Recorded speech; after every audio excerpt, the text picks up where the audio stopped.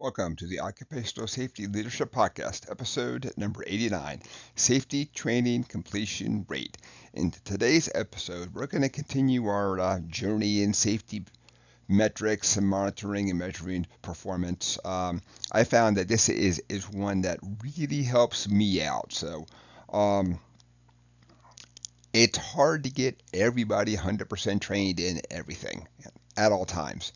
But like all things, you have to sit down, you identify the job, you identify the task, you identify the hazards, you then say, this is going to be the minimum level of training that we give people. In a perfect world, of course, we just kind of keep on training and training and training. But I know that time and money is not endless out there.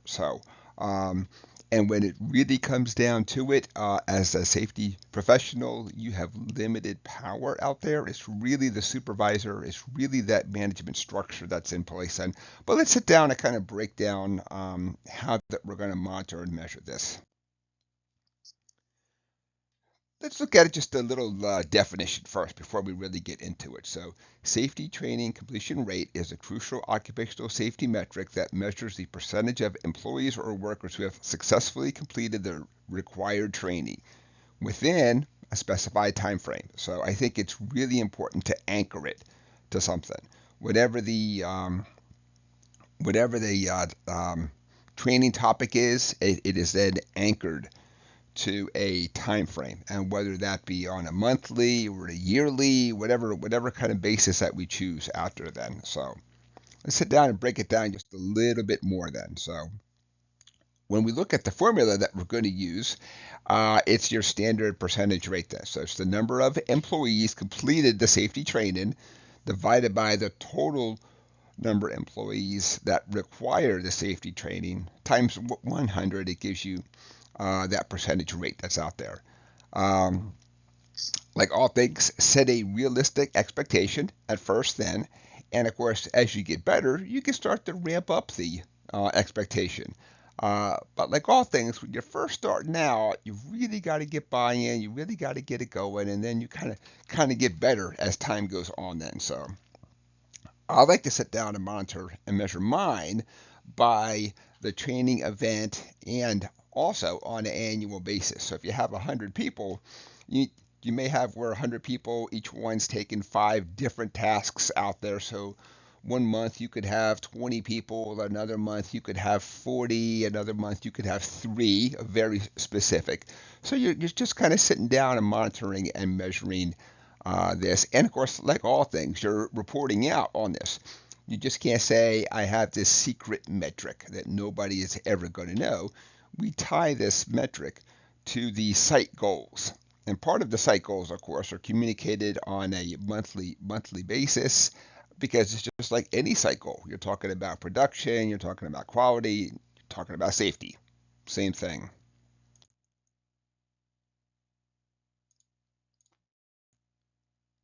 So the safety training completion rate indicates that the organization is effectively managing the safety training. So I know that that's definitely a mouthful out there, but it's really hard to sit down and as we were saying before, you have 100 people with all these individual training topics and things that has to be done then. So when you have a really high completion rate, it basically says you have a really strong commitment to safety and compliance. Then low means that you have some gaps in your training. You have some gaps in your training program that's out there that has to be addressed then. Sometimes these gaps are in the form of when we set these goals, it always sounds good, but once that the management really gets into it, they really didn't understand it was going to take this much time and this much effort. So a lot of times, the safety professional can only do so much. You have to have the person supervisor really in charge of this training, um, because they can always say, "Well, I've decided that I'm going to have my person continue to work on production. They're not going to participate in this training." So really has to be the supervisor that drives this, has that really good attitude towards safety. So let's talk about a couple of key considerations that really help to improve your safety training completion rate. Have clear training requirements out there. Make sure that people really understand exactly what they have to take. And of course, you're going to look at new hire orientation, new employees, existing staff, all that good stuff then. So you just can't say, I've decided that we're going to do training and I'm not willing to tell anybody what the schedule is, and I'll tell you if you missed or didn't miss the training. Second thing, accessible training materials. So a lot of times these courses are going to be over the internet now, and that makes things a whole lot easier. Of course, um, in person training I think is always better, but it's really hard to hold a training event and literally say I'm shutting down the production line for 2 hours. Every single person will be here for this training event that's there. But if it's computer based, you could always say 10, 10 people are working X line. It's up to the supervisor to make sure that all 10 of those people are done in 30 days, which means it doesn't matter if they're done on day one or they're done on day 30. It's the supervisor's job to drive this and to make sure that it gets done. So we also want to go back and update on a regular basis to make sure that our contents are up to date and that we're really training people on what they have to be trained on. Sometimes training is almost used as a vaccination. I've decided that somebody doesn't know enough about chemicals, so every single person on the plant, no matter what, will take the following courses. That is a strategy, but a lot of times that tortures people. Really try and sit down, well, from my perspective, really try to sit down and target your training for the folks that really need this training out there. Scheduling and tracking, we got to do a good job of scheduling and tracking.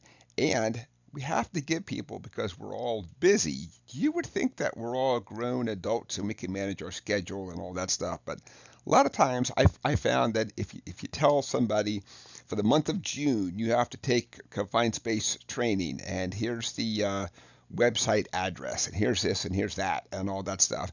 Not that a person doesn't want to do it, but if we come back to them on July 4th and say, "Hey, you missed your training for the month," a lot of times people are just busy, and we think people are reading our emails. So I have found that some people are so completely overwhelmed with the amount of emails and messages they get that they can literally only focus so much.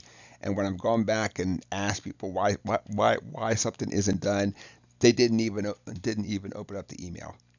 So at times we have to go around and do that personal touch just as much as we do emails. We kind of can, as we're walking through the plant floor, we then say, hey, so has anybody had a chance to take that training yet and do this, and kind of get people talking about it also.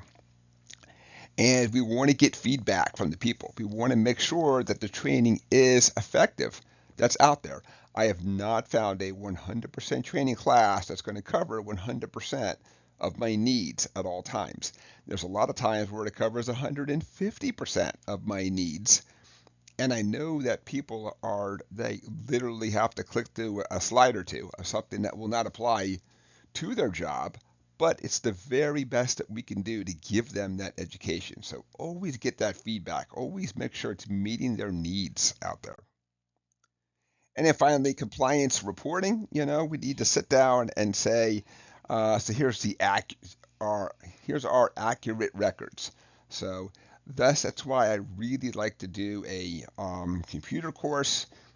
In person is better. I get that, but if you're doing multiple plants, hundreds of people, there's literally no way that this can ever happen then. So that is it for episode number 89, safety training completion rate. This is where we're going to sit down, monitor, measure, and track the training. Make sure folks are getting the training they need to even start with. And then afterwards, making sure that they take this training on whatever basis that we deem. Are they taking it every 6 months? Are they doing it on an annual basis? Are you doing some tasks like lockout, tagout, compressed gas, and all that stuff? Are you doing it a computer based? But like all things, a person can pass a test, but can they really apply the material? You then go back and do a little hands-on audit afterwards then. So episode number 89 is complete. Thank you for joining me today. My name is Dr. David Ayers. Thank you and have a safe day.